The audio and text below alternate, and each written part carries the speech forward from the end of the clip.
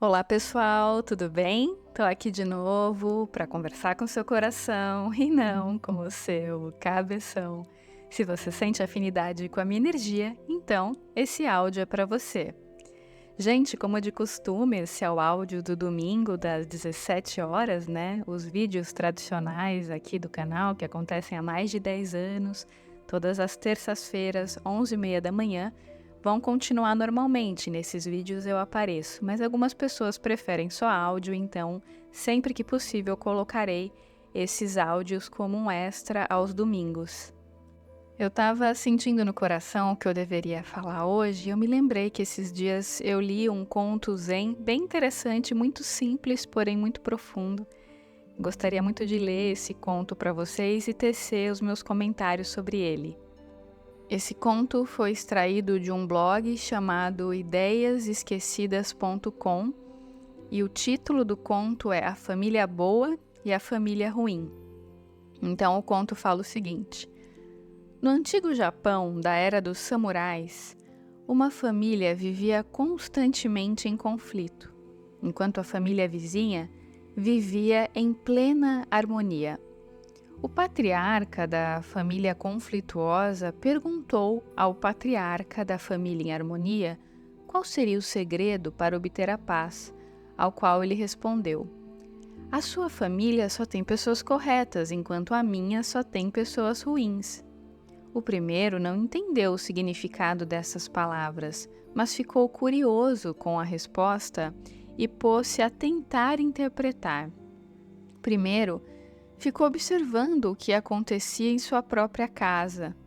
Nisso, um dos filhos derrubou uma xícara de café e os irmãos começaram a discutir. Ei, tome cuidado, você é um desastrado, sempre foi descuidado. Aí o outro irmão falou: a culpa é sua de ter deixado a xícara no caminho, preste atenção. A seguir, ele foi visitar a casa da família em harmonia. Por acaso, também ocorreu de um dos irmãos derrubar uma xícara de café. Porém, a resposta foi totalmente diferente. Irmão, desculpe-me pelo descuido. Sou um desastrado mesmo. Que nada, irmão. Eu é que deixei a xícara no caminho. Tenho que prestar mais atenção. E foi aí que ele compreendeu o significado. Na primeira família só tem pessoas que se consideram corretas, mesmo não estando. E a segunda família tem pessoas ruins, no sentido de assumirem os próprios erros. Eu achei esse conto tão simples, mas extremamente profundo, porque se a gente for observar as nossas vidas e a causa de muitas discórdias que a gente tem ao longo da vida, a gente vai perceber que essas discussões normalmente são extremamente infantis, né? E geralmente a gente sempre culpa o outro. A gente sempre acha um bode expiatório para projetar as nossas sombras, os nossos medos, as nossas raivas, os nossos problemas, porque é muito dolorido olhar para si mesmo, se enxergar, integrar as sombras, olhar para dentro, assumir quando a gente erra, né?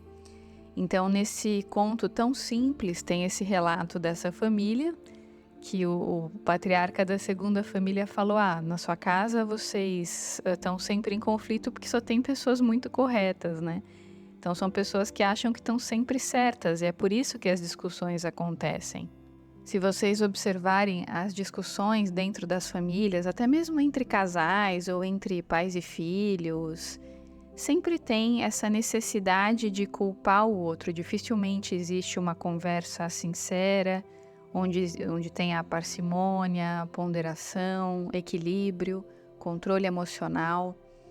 Se a gente observar até o padrão comportamental que é colocado na mídia, nos filmes, por exemplo, eu estou sempre analisando o comportamento humano quando eu assisto a filmes e a séries, né? E é muito interessante de se observar. Quando alguém tem um problema relacional, algum conflito, alguma discórdia, normalmente dentro dos filmes e das séries, a reação das personagens é sempre bastante infantil, bastante imatura, revelando pouca inteligência emocional.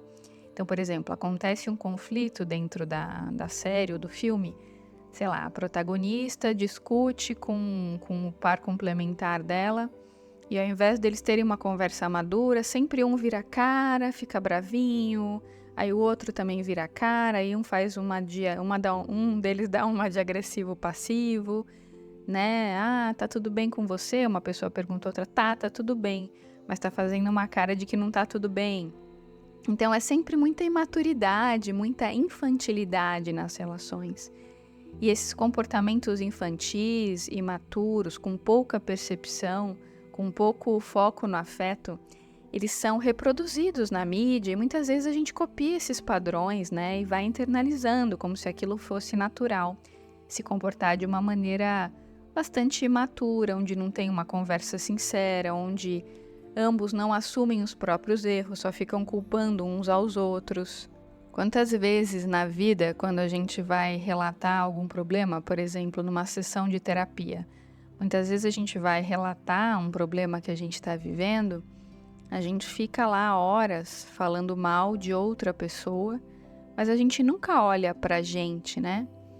Para assumir as coisas que a gente fez, de que maneira a gente contribuiu para que aquela situação chegasse até nós. Esse é o exercício da autorresponsabilidade, que é ter essa coragem de olhar para dentro. Ok, tive tal problema num relacionamento, ok, então eu vou olhar para essa relação com verdade e não de uma maneira imatura, achando um bode expiatório para eu projetar os meus problemas.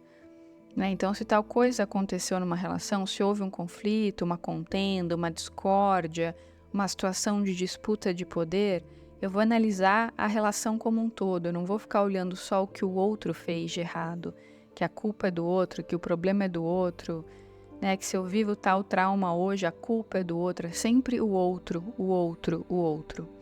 Quando a gente está olhando para o outro, a gente está olhando para fora, a gente não está olhando para a semente do problema, né? Para a causa do problema, que é interna, sempre é interna. Para quem me conhece faz tempo, eu sempre uso como exemplo aquela lei hermética, né? Que diz que tudo que está dentro está fora, que é o princípio da correspondência. E esse princípio fala que existe uma correspondência entre as leis e os fenômenos dos diversos planos da existência. Então, aquele axioma hermético que é muito conhecido, né, que fala o que está em cima é como o que está embaixo, e o que está embaixo é como o que está em cima. Como eu trabalho com astrologia, eu estou sempre usando o princípio da correspondência, porque tudo que acontece no céu tem uma correspondência com o que acontece na Terra, né? Então, o microcosmo, ele está sempre conectado com o macrocosmo, existe essa relação de correspondência. Então, por exemplo, se aqui na Terra uma pessoa se casa, ou uma pessoa tem uma discussão com alguém, ou ela consegue um emprego, passa no vestibular, tem um filho, desfaz um casamento, constrói uma coisa nova, abre uma empresa, por exemplo. Inevitavelmente, se você for olhar no céu, por exemplo, se você for ver os trânsitos astrológicos, que está ligado às previsões astrológicas que aquela pessoa está vivendo, inevitavelmente haverá uma correspondência entre o momento astrológico daquela pessoa e a situação que ela está vivendo na matéria de maneira concreta. Não que exista uma relação de causa e efeito, mas é uma relação simbólica e analógica, entende? Existe uma analogia entre o que acontece no céu e na terra. Da mesma forma, como quando uma situação chega até nós, existe uma relação simbólica e analógica entre os eventos que se manifestam fora de nós e aquilo que existe dentro de nós. Então, por exemplo, se você é uma pessoa que tem baixa autoestima, você se acha um lixo, você acha que você não é interessante, que você não merece nada de bom, que o mundo está contra você, que ninguém presta, que as pessoas só querem te usar, que as pessoas são interesseiras, que ninguém nunca vai te amar. Vamos supor que você tenha essas crenças, esse padrão psicológico, e durante muitos anos você ficou repetindo isso para si mesmo, né? Provavelmente, ao longo da vida, chegarão até você símbolos em forma de pessoas, que na verdade a pessoa ela é só uma representante do que está acontecendo dentro de você, mas chegarão pessoas que vão estar simbolizando essas crenças que existem dentro de você. Por isso que se diz, nesse princípio da correspondência, que o que está em cima é como o que está embaixo, o que está embaixo é como o que está em cima, mas também o que está dentro é como o que está fora. Entende? Então, se algo chegou até você, aquilo não é aleatório, não é uma casualidade. Nossa, do nada aquela pessoa chegou, do nada a situação se manifestou. Não existe do nada, né? Existe esse princípio da correspondência, que está diretamente ligado também à ideia da sincronicidade. Então, as coisas não são por acaso. Se algo chegou até nós, existe algum propósito, tem um motivo maior por detrás daquele fato. Nada é à toa, nada é em vão, né? Então é interessante quando a gente começa a observar o que aquilo está querendo simbolizar. Tem uma frase que é muito interessante, é muito simbólica, que eu aprendi com o querido e saudoso Luiz Gasparetto. Ele costumava dizer assim, que quando algo chega até nós, é importante a gente se perguntar: o que a vida quer me dizer? O que a vida quer me ensinar com essa situação? Então, quando eu começo a exercer a autorresponsabilidade, e isso obviamente não significa ser cúmplice, ser conivente com uma pessoa que nos está fazendo mal, por exemplo, porque muitas vezes a situação chega até nós justamente para a gente aprender a falar não e colocar limites, né? Então, quando a gente começa a exercer a autorresponsabilidade, a gente percebe que essas situações de discórdia, de conflito, elas tendem a diminuírem. Porque ao invés da gente ficar culpando o outro, achando que tem sempre um algoz, que o mundo está contra nós, que o problema vem de fora, o que a gente começa a fazer? A exercer a autorresponsabilidade. Não é culpa, tá, gente? É autorresponsabilidade, são coisas diferentes.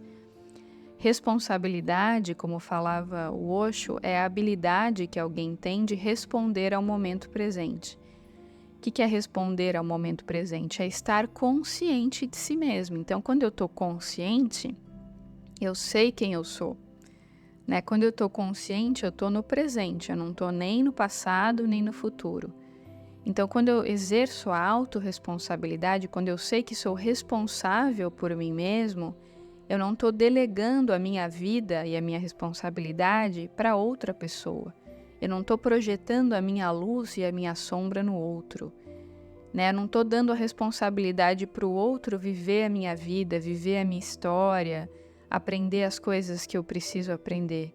Porque, gente, o processo de evolução da consciência, ele é individual. Eu preciso estar na minha solitude para eu conseguir saber quem eu sou. E aí sim, abastecida de mim mesmo, eu vou conseguir trocar, eu vou conseguir jorrar aquilo que está sobrando, né? Porque aí eu vou ter o que dar, porque eu me conheço. Agora, como a maioria de nós vai para os relacionamentos com muita carência, com baixa autoestima, sem se autoconhecer, sem saber o que é amor, então a maioria de nós, a gente vai para os relacionamentos, sejam relacionamentos afetivos, né, de amizade, até mesmo relacionamento profissional, a gente já entra nesses relacionamentos com muita carência, querendo ser olhado, querendo ser validado, querendo receber reforço positivo, querendo pertencimento, buscando aprovação, uma carência extrema, seja explícita ou implícita, mas a maioria de nós já entra com essa sensação de falta, de que o outro vai nos preencher. Quantas vezes pessoas se casam, têm filhos buscando um preenchimento que só elas podem se dar? Elas ficam buscando em coisas externas, né? O pertencimento, ele é interno, ele não é externo.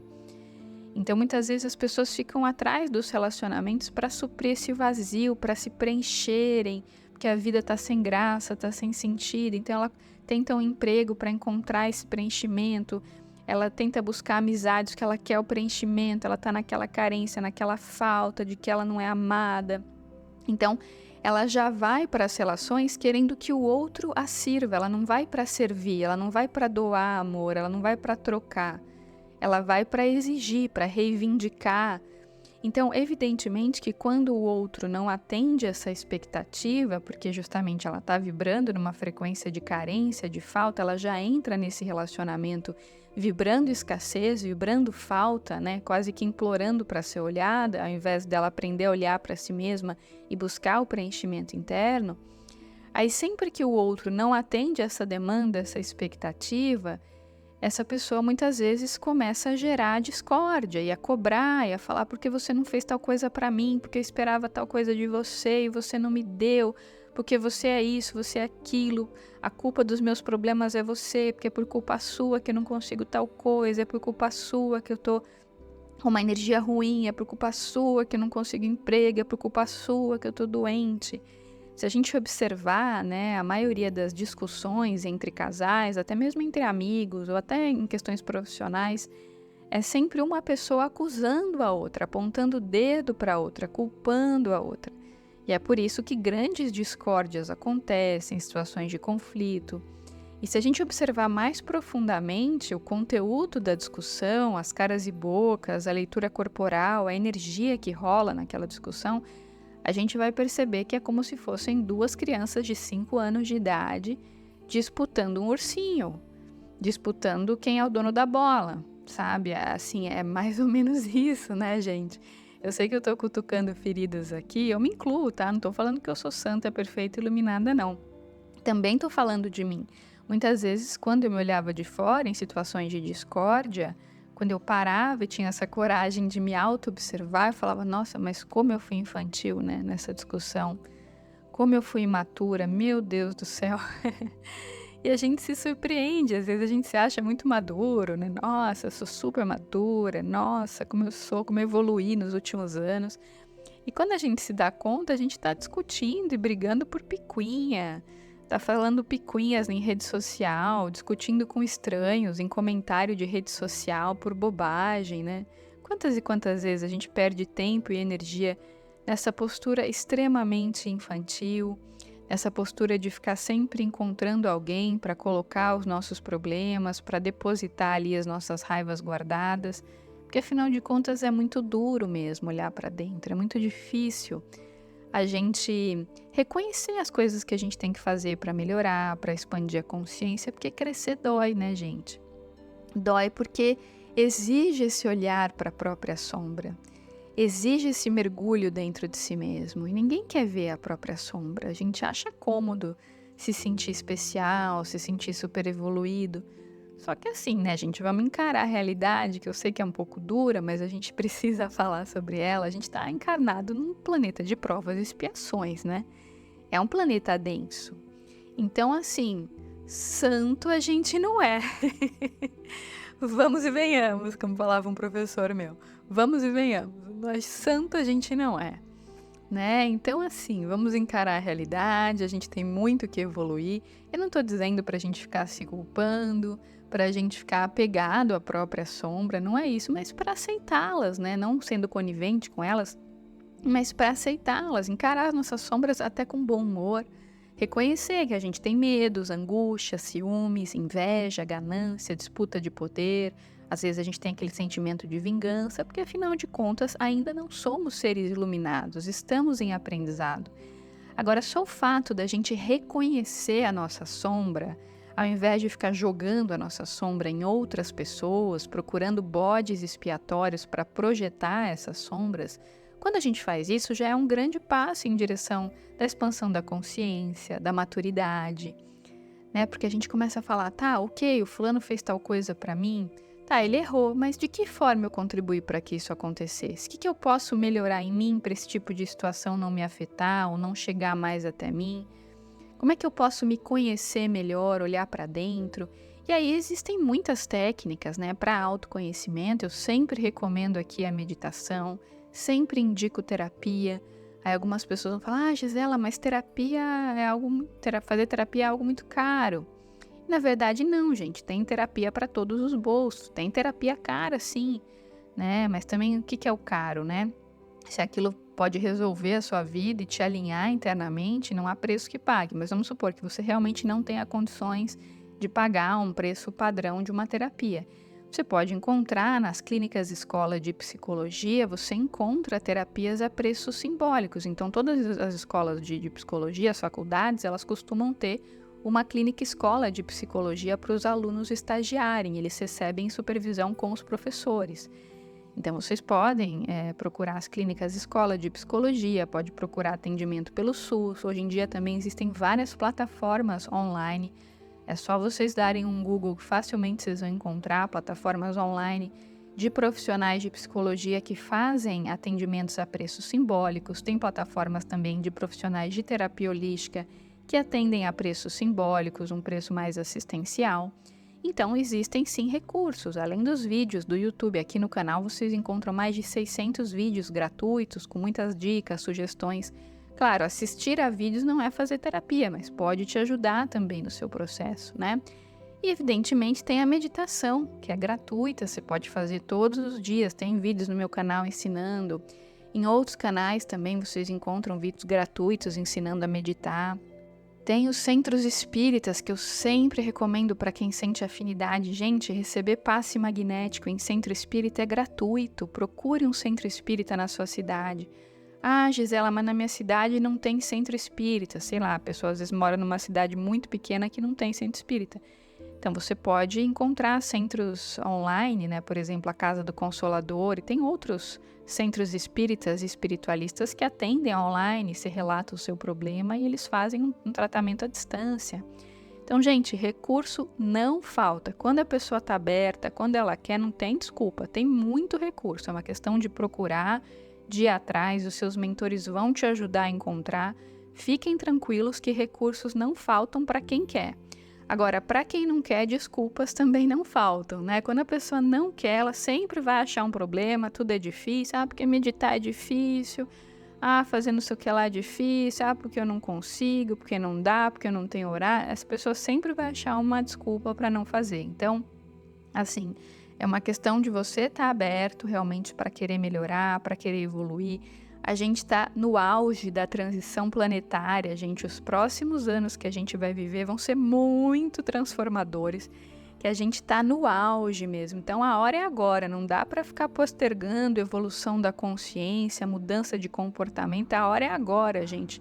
Vamos acordar, vamos despertar para a amorosidade, para as leis da fraternidade, para o amor incondicional, para a misericórdia, para a caridade. Inclusive, isso é uma dica interessante para quem está muito carente, se sentindo muito abandonado, muito sozinho.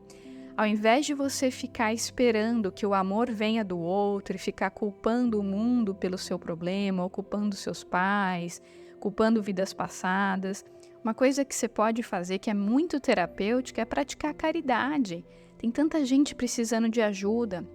Pode ser online, através de mensagens positivas, pode ser indo a uma instituição, fazendo algum trabalho voluntário numa ONG de animaizinhos, de idosos, de crianças carentes, né? Pode ser orando pelo planeta, mas comece a praticar a caridade, coloque o seu amor em movimento, você vai ver como a sua vida vai ganhar um novo sentido. Tem pessoas que às vezes me falam assim, Gisela, mas se eu não estou bem, como é que eu vou me doar? E esse é um processo interessante, porque quando você começa a se doar, você também começa a receber tanto que você vai ficando bem. A sua vida ganha um novo sentido, sabe? Quando você faz algo bom para alguém, genuinamente bom, sem nenhum interesse por trás, você faz pelo prazer de se doar, você começa a receber. É um processo muito natural, muito bonito. Que ajudar o outro é ajudar a si mesmo. Fazer mal para o outro também é fazer mal para si mesmo. Estamos todos conectados, né, gente? Por fios invisíveis. Então, é impossível uma pessoa fazer bem para outra e não receber, porque o outro também sou eu, né? O outro também representa quem eu sou. Estamos todos ligados. Então, é impossível você não receber fazendo bem para o outro. Não é que você vai fazer com essa intenção de receber, mas mesmo que você faça com a intenção de receber, ainda assim é bom fazer. Porque pelo menos você está fazendo algo de bom e de útil para o outro, mesmo que num primeiro momento seja por interesse, sabe? Porque às vezes algumas pessoas não fariam bem para o outro se não pensassem que vão receber algo em troca. Então, se você precisa achar que você tem que receber algo em troca por ter feito, faça o bem para o outro. O importante é fazer o bem. Com o tempo, você vai fazer pelo prazer de fazer, sem pensar em receber nada em troca. E naturalmente você receberá muito em troca, mesmo que você não queira, porque é natural, é a lei da vida, aquilo que a gente planta, a gente colhe, isso é algo completamente inevitável, é uma lei universal, não é uma escolha. Plantou, vai colher em algum momento, nessa existência ou em outra. Como as coisas estão muito rápidas atualmente, pelo fato da gente estar no auge da transição planetária, essas colheitas, gente, estão sendo muito rápidas, não estão ficando para a próxima vida, não. a gente está colhendo agora, vocês podem observar, né? Às vezes uma coisa que a gente plantou semana passada, a gente está colhendo agora. As coisas estão muito rápidas. Então é sempre importante a gente estar atento ao nosso padrão mental, nosso padrão de sentimentos. Tem uma coisa interessante que eu aprendi com os mentores da Casa do Consolador, não lembro exatamente qual deles, porque eu assisto direto às lives da Casa do Consolador, da Mônica de Medeiros. Aprendo muito, eu assisto, reassisto e recomendo que vocês façam o mesmo, porque é um conteúdo gratuito, muito precioso. Se não me engano, eles têm mais de 1000 vídeos lá com um conteúdo riquíssimo. É uma universidade de espiritualidade. Aquele canal da Mônica é uma coisa impressionante, assim. Recomendo veementemente. Me faz muito bem, eu assisto as lives com frequência e repito, sabe? Assisto no momento uma, depois assisto a mesma live daqui 2 meses, a minha percepção já mudou, eu já consigo entender coisas que eu não tinha entendido num primeiro momento, é maravilhoso. E com um desses mentores, eu aprendi que quando a gente tem um pensamento negativo, uma forma de substituir o pensamento negativo por um pensamento positivo é começar a cantar. Porque quando a gente canta, não tem como pensar negativo. Podem experimentar. Você está começando a pensar uma coisa negativa, que alguém vai te fazer mal, ou você está relembrando alguma coisa ruim que você fez em 1900 e bolinha, sabe? Ou você está lembrando que na sua adolescência você sofreu bullying, não sei o quê, e você está ativando aquela vibração negativa do passado. Então, ao invés de você ficar chafurdando naquela lama e ficar endossando o pensamento negativo, aí você coloca uma música triste, chora, aí você fica cultivando aquela forma de pensamento negativo. Isso não vai te levar a lugar nenhum, a não ser atrair obsessão. E aí você vai se tornar o famoso e famigerado puleiro de Egum, né? Porque você vai atrair espíritos que estão na mesma frequência. Então, ao invés de você ficar chafurdando nessa lama, o que você pode fazer? Começa a cantar. Ah, Gisela, mas minha voz é horrorosa, eu vou cantar. Canta baixinho, não tem problema que sua voz não é bonita, bem-vindo ao clube. A minha também não é, mas tá tudo bem. A gente começa a cantar, sabe? Não precisa cantar uma música que tenha letra necessariamente, mas você pode começar a cantarolar. E só de começar a cantarolar, você vai perceber que o seu padrão vai começar a mudar, porque não tem como ficar pensando negativo quando você está cantando. É muito interessante esse processo. Eu gosto muito de cantar a oração de São Francisco de Assis, sabe? Então, quando eu começo a perceber que eu tô, né, entrando num pensamento negativo, tô com medo de alguma coisa, ou tô ansiosa, então eu já começo a cantar.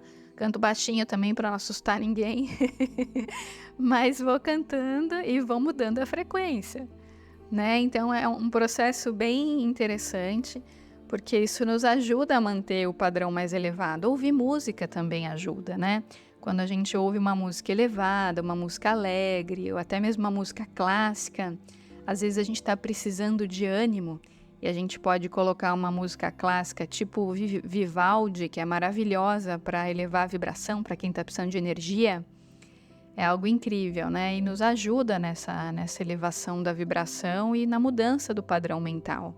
Naquele livro maravilhoso que eu já recomendei para vocês, que o autor é o Rick Hanson, que se chama O Cérebro e a Felicidade, né? Nesse livro, o autor fala que o principal modelador do cérebro é aquilo que a gente dedica muita atenção. Então, aquilo que a gente se apoia.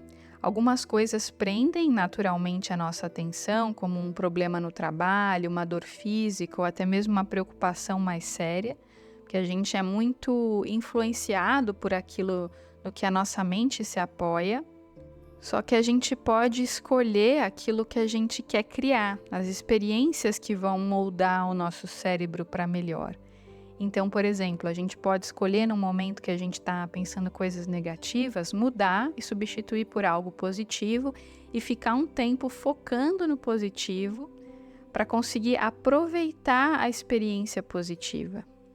Né? Quando a gente aproveita a experiência positiva, a tendência é que a gente consiga desfrutar novamente de outras experiências positivas, porque a gente foi habituando o nosso cérebro a esse padrão. Inclusive, ele fala assim no livro, o autor, né? Ele fala assim, as experiências negativas têm efeitos colaterais intrínsecos, como a perturbação psicológica ou as consequências negativas do estresse para a saúde. Elas também podem criar ou piorar conflitos com os outros. Aí ele comenta: quando minha esposa e eu estávamos cansados e esgotados com o trabalho que dava a criar 2 filhos pequenos, os atritos entre nós eram mais constantes. O custo das experiências negativas frequentemente supera os benefícios e muitas vezes não existe benefício algum, só sofrimento inútil.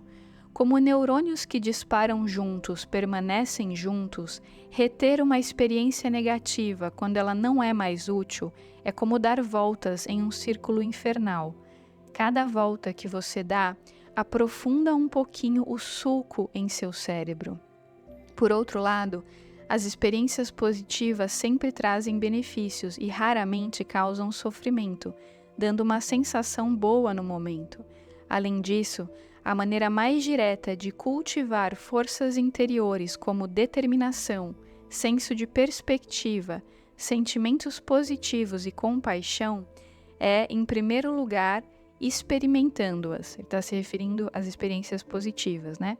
Se você quer aumentar o sentimento de gratidão, use a sensação de agradecimento como apoio para a mente. Se quer se sentir mais amado, busque experiências nas quais se sinta incluído, notado, valorizado, querido ou apreciado e retenha-as. A resposta à pergunta de como cultivar coisas boas dentro da mente é esta: incorpore experiências relacionadas a elas.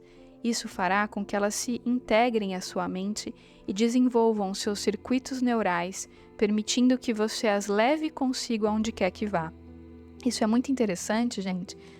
Inclusive, é bacana a gente ter um caderninho ou até uns prints de mensagens bonitas que a gente recebeu de amigos, de parentes, de cônjuge, enfim. É interessante a gente ter esses prints guardados para nos momentos que a gente não está bem, a gente poder reler essas mensagens e poder reativar essa memória. Ou simplesmente relembrar de uma situação positiva que a gente viveu no passado, ou até mesmo criar uma experiência positiva com a nossa mente. Mas quando a gente cria, quando a gente se conecta com a coisa positiva e quando a gente não está bem, a gente vai reativar aquela memória, né? A gente vai reativar aquela lembrança, aquela frequência dentro de nós e vai ficar por um tempo vivendo aquela experiência, sabe? Curtindo aquele sentimento positivo e cultivando essas forças interiores. Isso vai fazendo com que esse hábito se torne cada vez mais comum. A gente vai conseguindo incorporar o positivo para a nossa vida. É uma questão de treino, de prática. Tem pessoas que estão tão viciadas em reclamar, em focar no mal, que o padrão comportamental delas, que é o prato do dia da vida da pessoa, é ficar focando na sombra. É um vício comportamental. E a maioria de nós, a gente tem esse hábito e nem percebe, né? E o que esse livro propõe é justamente romper com esse hábito e fazendo esse treino de poder digerir, entre aspas, as coisas positivas para que elas fiquem naturais para nós. Então, em momentos que a gente não está vivendo coisas boas, a gente poder trazer essa memória do passado, desses momentos alegres, de coisas bacanas que a gente fez, de elogios que a gente recebeu, isso vai nos ajudando a ativar essa frequência e mudar a vibração. Então, é uma dica bem interessante para quem tem esse padrão comportamental da queixa, da lamentação, da carência, fazer essa transformação de comportamento através da meditação, das terapias, do orar e vigiar, tá sempre atento, né, às formas pensamento que está endossando, porque essas formas pensamento, elas vão atraindo outras formas pensamento que se alinham a elas e quando a gente se dá conta, a gente está realmente chafurdando numa lama por conta de escolhas equivocadas que a gente fez ao longo do dia. E felizmente é possível sim transformá-las, com muito pé no chão, com muito orar e vigiar, com muita consciência, saindo do passado e do futuro, trazendo a nossa consciência para o presente. Essa é a verdadeira responsabilidade, que é responder ao momento presente, que é quando a gente se desidentifica do ego, que é o nosso falso eu, e a gente traz a nossa consciência para o presente, sabe? A gente para de ficar com medo, né, em relação ao que vai acontecer, a gente para de se culpar pelo que já foi, a gente começa a trazer a nossa consciência para o aqui e agora. Isso nos ajuda a ter muito mais compreensão do porquê a gente vive certas relações, do porquê algumas situações chegaram até nós. A gente começa a montar o quebra-cabeça, a compreender que nada é por acaso. E aí um processo muito interessante que começa a acontecer é aquilo que nos ensinou Jesus, né? Em tudo dai graças. tudo que chega até nós, a gente começa a agradecer, a gente para de julgar como bom ou ruim, mas a gente entende que se chegou tem um propósito. A gente começa a ser grato a tudo que chega, a gente começa a agradecer ao invés de reclamar, a gente começa a abençoar ao invés de maldizer. Isso faz com que a gente acabe sendo uma fonte de luz, de amor e alegria para outras pessoas. E evidentemente que isso começa a mudar o nosso entorno, porque a alegria contagia, o amor contagia, né? Quando a gente começa a espalhar essas sementes de luz, outras pessoas também começam a ser luz na nossa vida, por uma questão de frequência, pela lei da afinidade. Então, gente, principalmente para quem não está bem, né, ultimamente, para quem está sem esperança, sem motivação, sem fé, achando que a vida é sem graça, a minha proposta amorosa para você, obviamente, além de você procurar ajuda de um profissional de saúde mental, isso é muito importante, eu sempre recomendo aqui, mas a minha sugestão para você é que você comece a olhar a vida nesse momento de um jeito diferente. Procure observar toda a luz que existe no seu entorno e que você não conseguia enxergar porque a sua percepção estava nublada por esses pensamentos e sentimentos negativos. Comece a observar o seu corpo, como ele é perfeito. Comece a observar toda a vida que existe em você. Escute um passarinho cantando. Se puder, vá dar uma volta num parque, colocar o pé na grama, sentir o sol na pele, abraçar uma árvore, trocar energia com a natureza, porque nós somos a natureza, a gente faz parte da natureza. E hoje em dia a gente esquece que a natureza existe, normalmente a gente só fica na frente das telas, né? E a gente se desintegra dessa natureza e vive uma vida robótica, sem sentido.